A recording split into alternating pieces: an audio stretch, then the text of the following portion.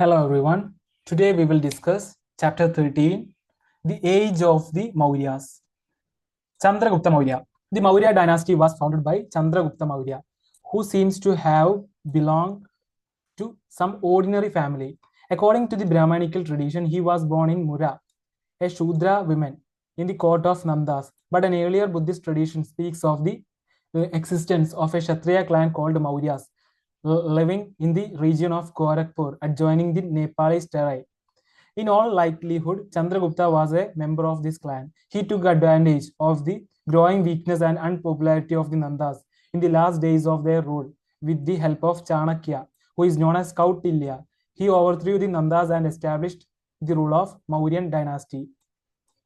Justin, a Greek writer, says that Chandragupta overran the whole of India with an army of 6 lakh. This may or may not be true, but Chandragupta liberated northwest India from the thraldom of Seleucus, who ruled over the area of the west of the Indus. In the war with the Greek viceroy, Chandragupta seems to have come out victorious. Eventually, peace was concluded between the two, and in return for 500 elephants, Seleucus gave him eastern Afghanistan, Baluchistan, and the area west of the Indus. Chandragupta thus built up a vast empire which included not only Bihar and good portions of Orissa and Bengal, but also western and northwestern India and Deccan, leaving Kerala, Tamil Nadu, and parts of northeastern India.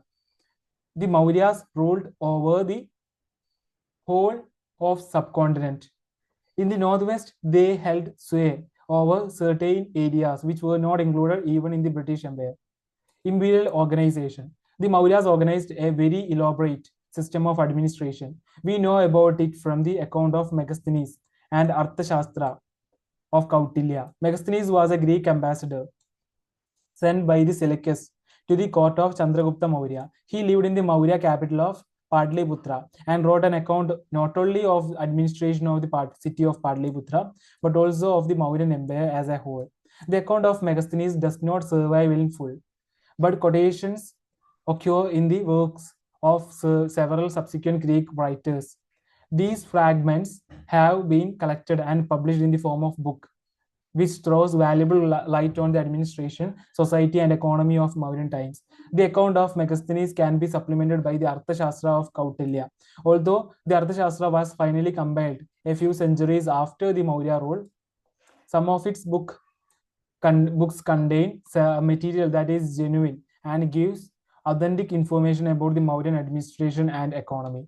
On the basis of these two sources, we can draw a picture of the administrative system of Chandragupta Maurya. Chandragupta Maurya was evidently an autocrat who concentrated all powers in his hands.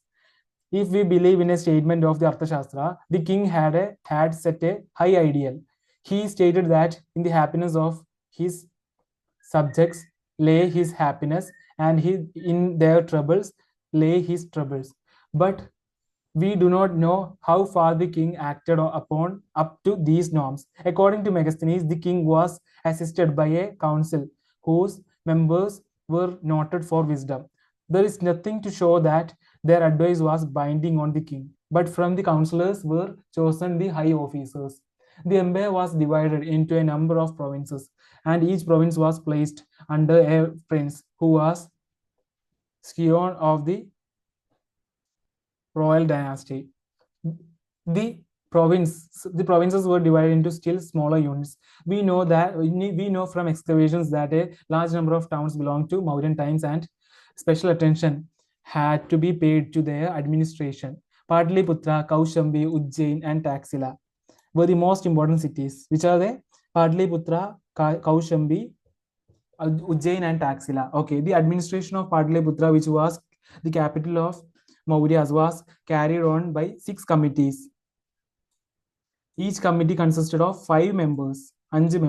These committees were entrusted with sanitation, care of foreigners, and registration of birth and death, regulation of weights and measures, and similar other functions. Various types of weights belonging to Mauryan times have been found at several places in Bihar. In addition to these officers, the central government maintained about 2 dozen departments of the state, which controlled social and economic activities, at least in the areas which were near the capital. The most striking feature of Chandragupta's administration is the maintenance of a huge army. According to account of a Roman writer called Pliny, the Chandragupta maintained 6 lakh foot soldiers, 30,000 cavalry, and 9,000 elephants. Another source tells us that Mauryas maintained 8,000 chariots. In addition to this, it seems that the Mauryas also maintained a navy. The administration of the armed forces, according to Megasthenes, was carried on by a board of 30 officers divided into 6 committees, each committee consisting of 5 members. It seems that 6 wings of the armed forces, the army, the cavalry, elephants, chariots, the navy, and transport, were assigned to the care of a separate committee. The Mauryan military strength was almost 3 times that of the Nandas. This happened apparently on account of a much larger empire and far more resources. How did Chandragupta Maurya manage to meet the expenses of such a huge army? If we rely on the Arthashastra of Kautilya, it would appear that the state controlled almost all the economic activities in the realm. The state brought new land under cultivation with the help of cultivators and Shudra laborers. The virgin land, which was open to cultivation, yielded handsome income to the state in the form of revenue collected from the newly settled peasants. It seems that taxes collected from the peasants varied from 1/4 to 1/6 of the produce. Those who were provided with irrigation facilities by the state had to pay for it. In addition to this, in times of emergency, peasants were compelled to raise more crops. Tolls were also levied on commodities brought to town for sale, and they were collected at the gates. Moreover, the state enjoyed monopoly in mining, sale of liquor, manufacture of arms, etc. This naturally brought money to the royal exchequer. Chandragupta thus established a well-organized and organized administrative system and gave it a sound financial base. Next is Ashoka, 273 to 232 BC. Ashoka 273 to 232 BC. Chandragupta Maurya was succeeded by Bindusara, whose reign is important for the continued links with the Greek princes.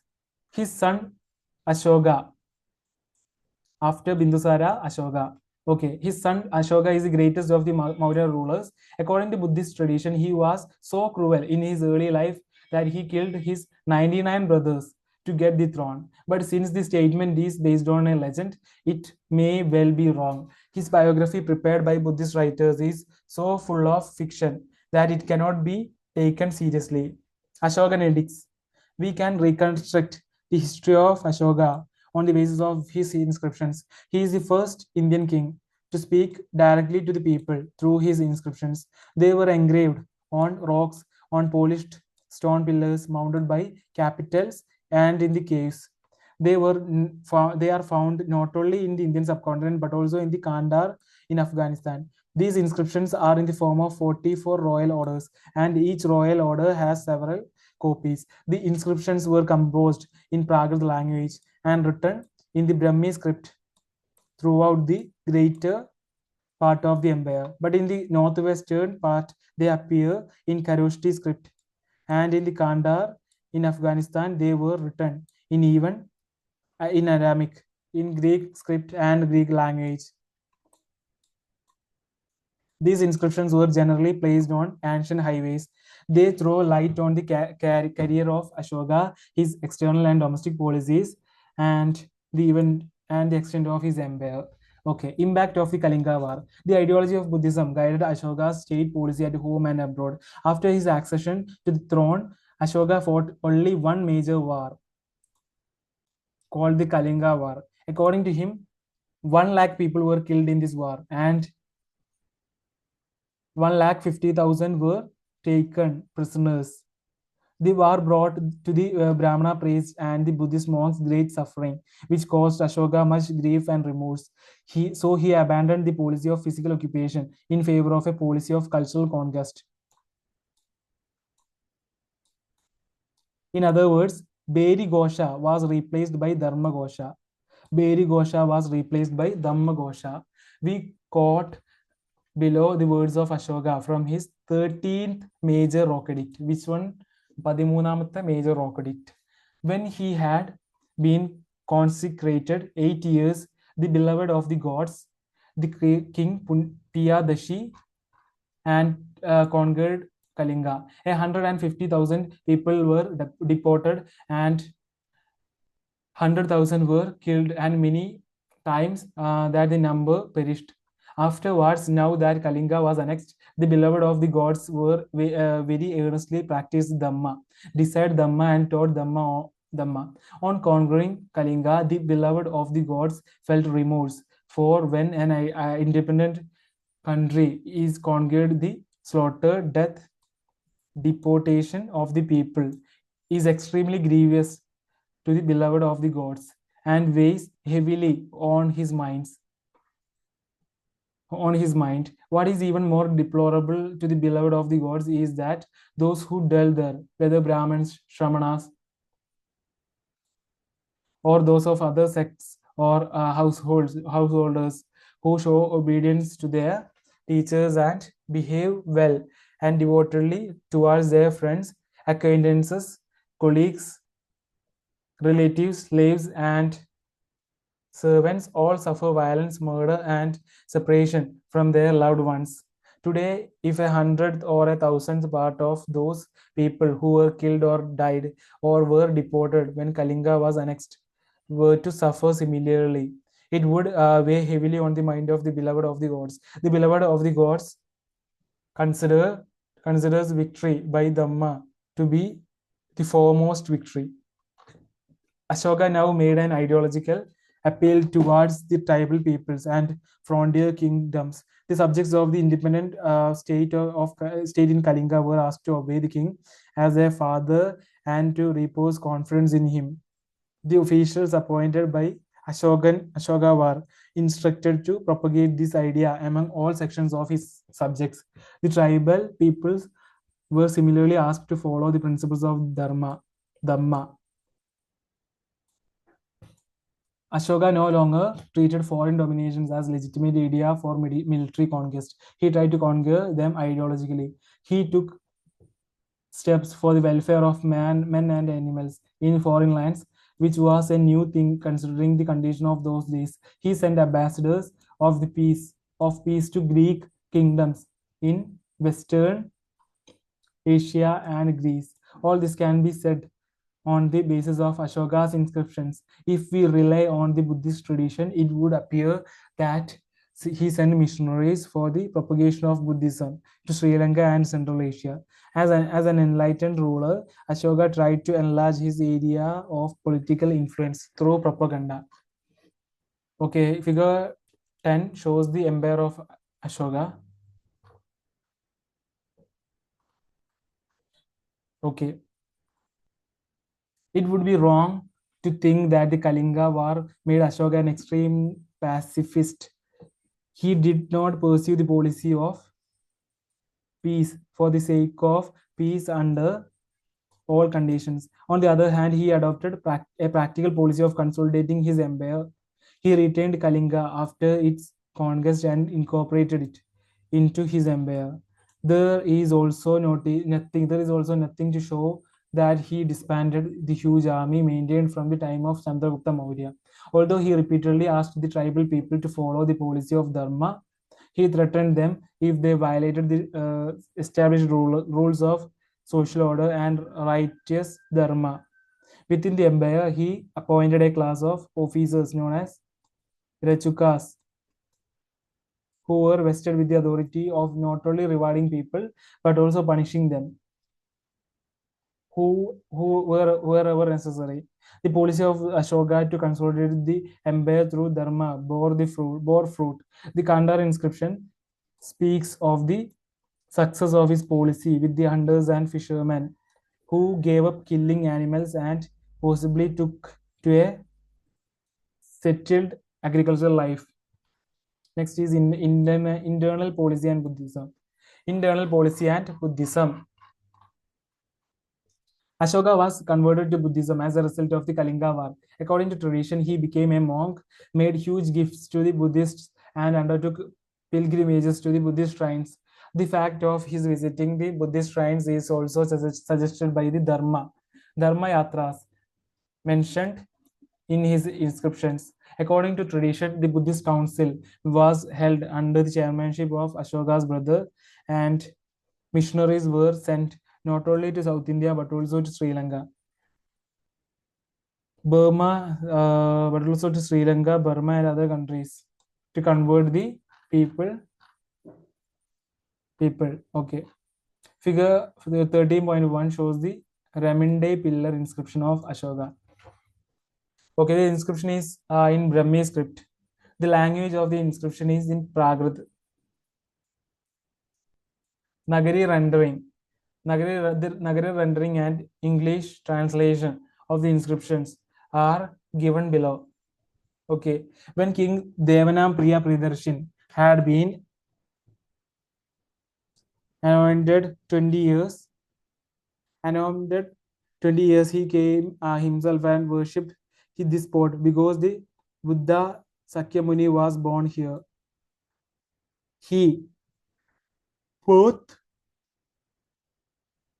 caused to be made a stone bearing wall and caused a stone pillar to be set up in order to show that the blessed one was born here. The village of Lumbini was exempted from Bali tribute and Baga.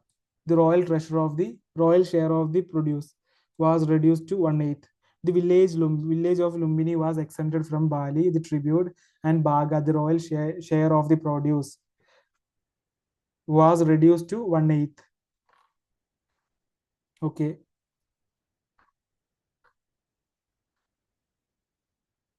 According to tradition, the Buddhist council was held under the chairmanship of Ashoka's brother, and missionaries were sent not only to South India but also to Sri Lanka, Burma, and other countries to convert the people there. Brahmi inscriptions of the 2nd and 1st century BC have been found in Sri Lanka.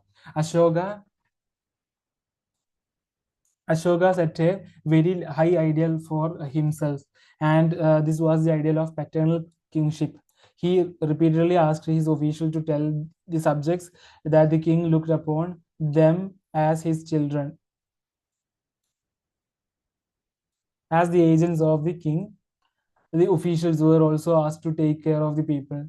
Ashoka appointed Dharma Mahamatras for propagating Dharma among various social groups, including women.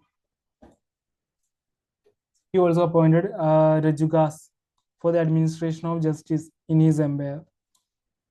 He disapproved of rituals, especially those observed by women. He forbade killing of certain birds and animals and completely prohibited his slaughter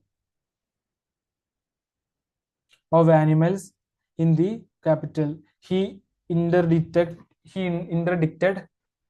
gay social functions in which people indulge in rivalries. But Ashoka's Dharma was not a narrow Dharma. It cannot be regarded as a sectarian faith. Its broad objective was to preserve social order. Ordained that people should obey their parents, pay respect to the Brahmanas and Buddhist monks, and show mercy to the slaves and servants. These instructions can be found in both the Buddhist and Brahmanical faiths. Ashoka taught people to live and let live. He emphasized the compassion towards the animals and proper behavior towards relatives. His teachings were meant to strengthen the institution of family and existing social classes. He held that if the people behaved well, they would attain heaven. He never said that they would attain nirvana, which was the goal of Buddhist teachings. Ashoka's teachings were thus intended to maintain the existing social order on the basis of tolerance. He does not seem to have preached any sectarian faith. Ashoka's place in history. It is said that the specific policy of Ashoka ruined the Maurya Empire, but this is not true. On the contrary, Ashoka has a number of achievements in his credit. He was certainly the greatest missionary ruler in the history of ancient world. He he worked with great zeal and devotion to his mission and achieved a lot both at home and abroad. Ashoka brought about the political unification of the country.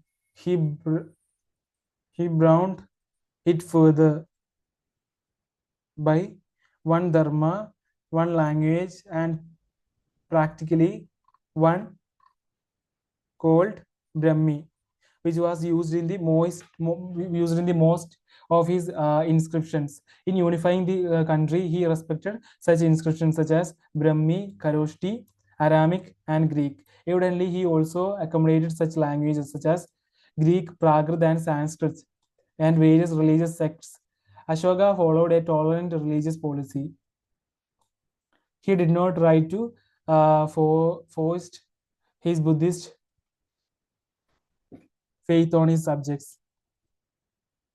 On the other hand, he made gifts to non-Buddhist and even anti-Buddhist sects.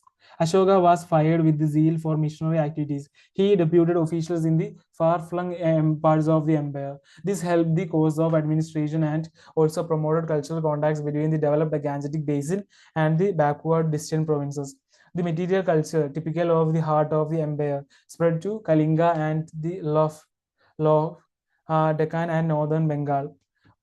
Above all, Ashoka is important in the history, his policy of peace, non-aggression, and cultural conquest. He had no model in early Indian history for pursuing such a policy, nor did such an example exist in any country except Egypt, where Akhenaton had pursued a specific policy in the 14th century.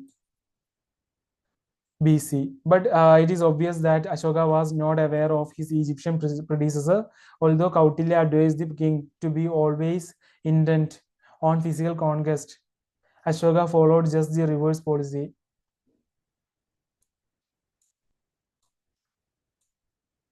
He asked his successors to give up the policy of conquest and aggression, which had been followed by the Magadhan princes till the Kalinga war. He counseled them to adopt a policy of peace, which was badly needed for a period of aggressive wars lasting for 2 centuries.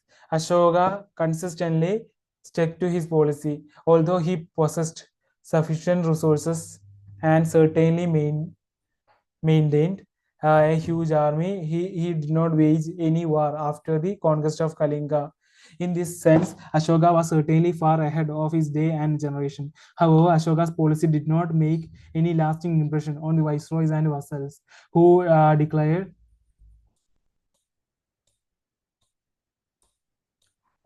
themselves independent in their respective areas after the retirement of the king in 232 BC. Similarly, the policy could not convert his neighbors, who swooped on the northwest frontier of his empire. Within 25 years of Ashoka exit from power in 232 BC.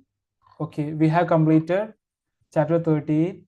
In the next video, we will discuss chapter 14, significance of the Maurya role. Okay, thank you for listening me. We'll see you next class. Thank you very much.